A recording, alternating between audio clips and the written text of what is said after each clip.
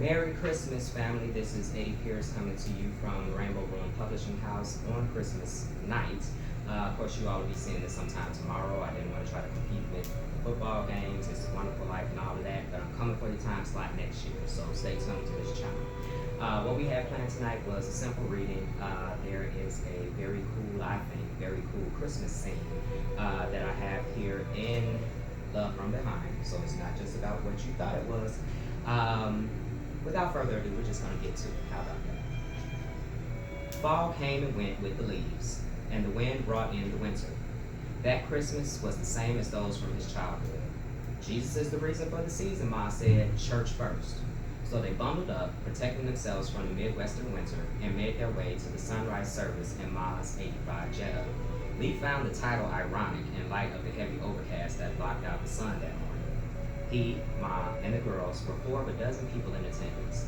Lee guessed that they were like Pastor and First Lady Williams, Deacon and Mother Simpson, Mothers Isaac and Tate, Nurse, what was her name, he thought to himself. And just like the homeless guy in the back across from him, the 4 of them, the rest of the participants, didn't have very much family. So in this season of giving, Pastor Williams said, coming to a close, hopefully, I challenge you all to follow the example of Christ. Don't focus on what you can get, but focus on the gift you can be to others. Amen, said First Lady Williams. Amen, the congregation echoed. Lee quickly spoke with everyone and volunteered to go warm up the car. I'll go with you, Tony piped in. Me too, Ronnie added. Lee hoped that Mom wasn't too annoyed with their hasty escape. He knew that it would only encourage her to fellowship with the rest of the churchgoers even longer. Back at the house, Lee sat by the Christmas tree he brought for the family, wolfing down a second plate loaded with the dinner Ma had stayed up the night before cooking. Tony and Ronnie were tearing into the presents he and Ma brought them. You know, they have really cut back on my hours at the hospital lately, she had told him one night while the girls were asleep a few weeks back. So things will be a little tighter than usual this year. Ma, he said, placing a hand on her shoulder as they sat at the dining room table, you know I don't need anything. And neither do I, she replied. So let's just take care of the girls.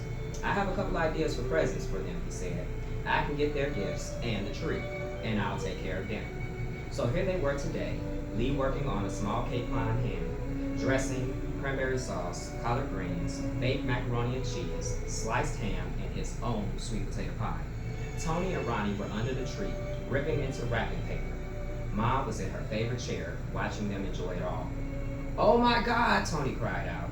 She held up the singing sewing machine box for Ma to see. Ma looked at it and then over to Lee with a huge smile of pride. Tony and Ronnie continued discovering gifts. A makeup kit for Ronnie, a new winter coat, and accessories for both of the girls. This one is yours, Ronnie said, offering a large box to Ma. She closed her eyes and shook her head. Take it, Ma, it's from all of us. Ma opened her eyes and accepted the box. She pulled away the wrapping paper to see a CD Walkman and 2 CDs, the most recent Wow Gospel and Wow R&B CDs. Lee brought the Walkman and we picked out the CDs, Ronnie said proudly. Now you can have some music at work. And there's a cassette adapter so you can plug it into the car, Tony added. Thank you, Ma said to them all, but Lee saw more than gratitude for the gift in her eyes. About an hour and 3 plates of food for Lee later, the girls were cleaning the kitchen and Lee was taking out the trash while Ma napped.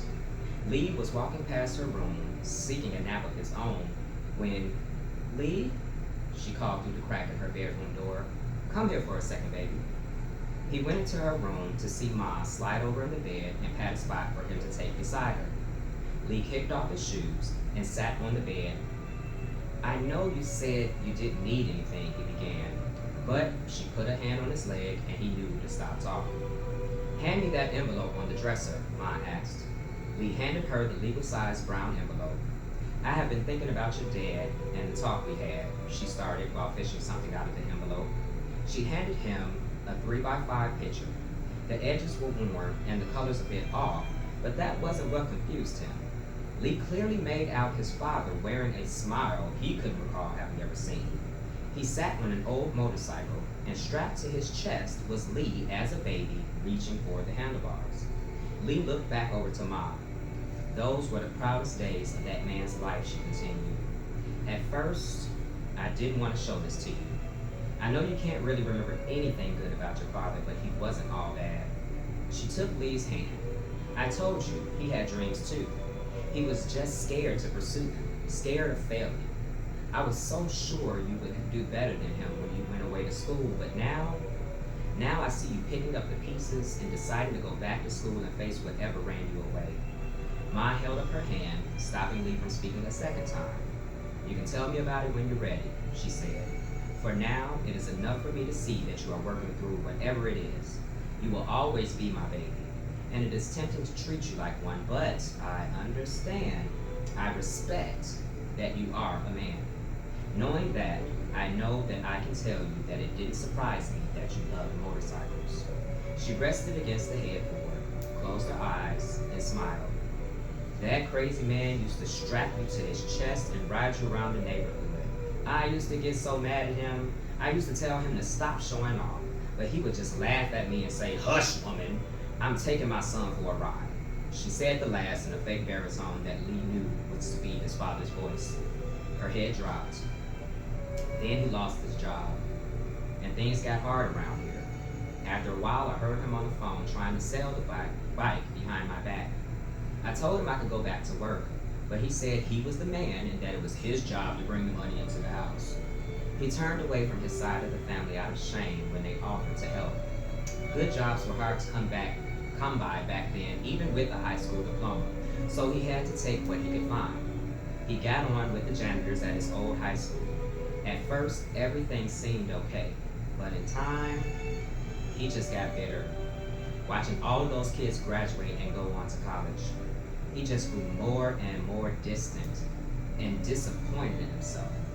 I just kept thinking if he had at least saved the bike, he would have had something to remind him of happier days, days when he still had hope. Mom visibly shook the past out of her mind and looked back to Lee. "Lee," she said softly, "don't be mad." Lee's eyebrows went up in surprise. "But when you came back home, I decided to take your father to court. That man never finished anything, and I didn't want that for you, or for the girls. It took some time to find him, but the courts did. Things are still being sorted out, but, well, I guess since you already broke our agreement, we're even." She reached back into the envelope and pulled out several pieces of paper. Computer printouts, photos of motorcycle ads in Vegas. "Starting with the new year," she began, "your father will be paying back child support for you and your sisters.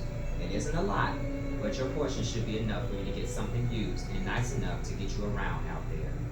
Lee tried to hand her the papers back, but she forced them back at him with a look. "It has been just me and you for a long time. I thank God for you and all you've done all these years, son, but this is that man's responsibility to all of us, not just you. One of his failings as a man is that he couldn't open himself up to accept help from anyone. These last months, you have shown me that you are so much more than he was. It wasn't easy for me to accept anything from him after the way he hurt me. But I believe that this is how God has chosen to bless us. Sometimes he takes our pain and uses it for our good. But good things only come to us when we are open to receive them." Lee didn't say anything. She took the photos and the ads, placing them back in the envelope, and pressed them into his chest. She kissed him on the forehead and said, "Merry Christmas." Minutes later, back in his room, Lee sat on the bed, staring at his dresser. He got up, still holding Mom's envelope. Well, his envelope now. Lee opened the top drawer, pushed aside his underwear, and picked up a torn picture of Jay, looked at it for a second, and slipped it inside the envelope before placing the whole bundle at the bottom of the drawer. He rearranged his underwear, closed the drawer, and climbed into bed. Love from Behind, available at Rarebird.com. If you want the happy ending, that's where you find it. I hope that you all have had a great Christmas. I hope that the rest of the holiday season is going great for you. I'm looking forward to the new year myself and all that it brings. Of course, that also means more stories from Rainbow Room Publishing for you. So thank you again for joining us on this Christmas, well, in this case, it's probably morning for you. This is Pear coming to you from Rainbow Room Publishing, signing off. Have a great one.